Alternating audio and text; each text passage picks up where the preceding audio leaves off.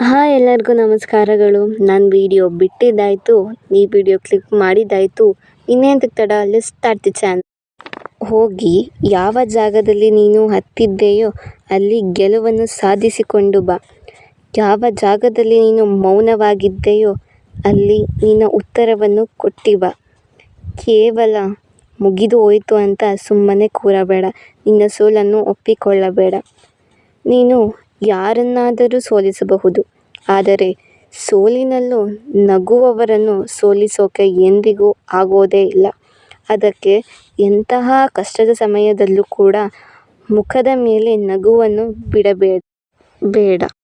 ಇವೆರಡನ್ನು ನೆನಪಿಟ್ಟುಕೊಳ್ಳಿ. ಏನೆಂದರೆ, ಯಾರಾದರೂ ಕರೆಯುವ ತನಕ ನೀನು ಹೋಗಬೇಡ.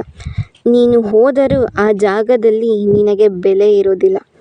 ನೀನು ಹೋಗಲೇಬೇಕು ಅನ್ನುವುದಾದರೆ ಅವರು ಯಾರನ್ನಾದರೂ ಕರೆಯಬೇಕೆನಿಸಿದಾಗೆಲ್ಲ ನೀನು ನೆನಪಾಗಬೇಕು. ಆ ರೀತಿ ನೀವು ಮಾಡಬೇಕು.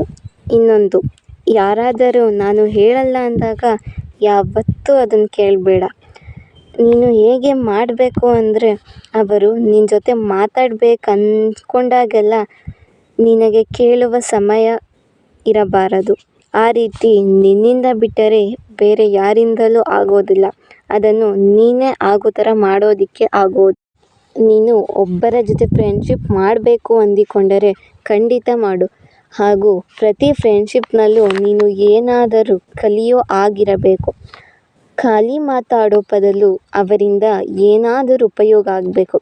ಅದು ನಿಮಗೂ ಹಾಗೂ ನಿಮ್ಮ ಜೊತೆಯವರಿಗೂ ಇಬ್ಬರಿಗೂ ಉಪಯೋಗ ಆಗಬೇಕು.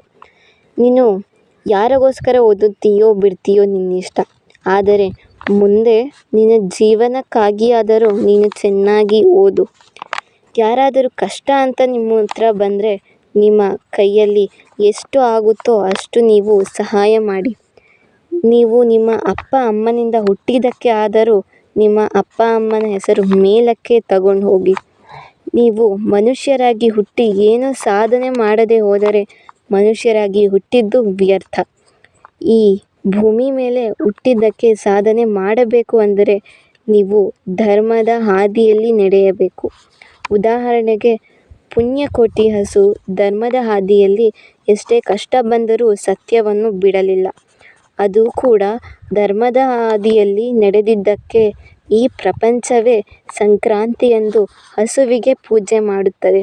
ಮೊದಲು ಅಪ್ಪ ಅಮ್ಮನಿಂದ ಒಳ್ಳೆಯವನು ಎನ್ನಿಸಿಕೊಳ್ಳಿ. ಆಮೇಲೆ ಬೇರೆಯವರು ಏನು ಅಂತಾರೆ ಅಂತ ಯೋಚನೆ ಮಾಡೋಣ. ಇಂದಿನಿಂದಲೇ ಶುರು ಮಾಡು ನಿನ್ನ ಗುರಿಗೆ ತಲುಪುವ ಹಾದಿಯನ್ನು. ಇಲ್ಲಿಗೆ ಈ ವಿಡಿಯೋ ಮುಗಿಸುತ್ತೇನೆ. ಹಾಗೆ ಮುಂದಿನ ವಿಡಿಯೋ ನೋಡ್ತಾ ಇರಿ. ನಿಮಗೆ ಇಷ್ಟ ಆದಲ್ಲಿ ಲೈಕ್, ಶೇರ್, ಸಬ್ಸ್ಕ್ರೈಬ್ ಮಾಡಿ. ಸಿಗೋಣ ಮುಂದಿನ ವಿಡಿಯೋದಲ್ಲಿ. ನಮಸ್ತೆಗಳು.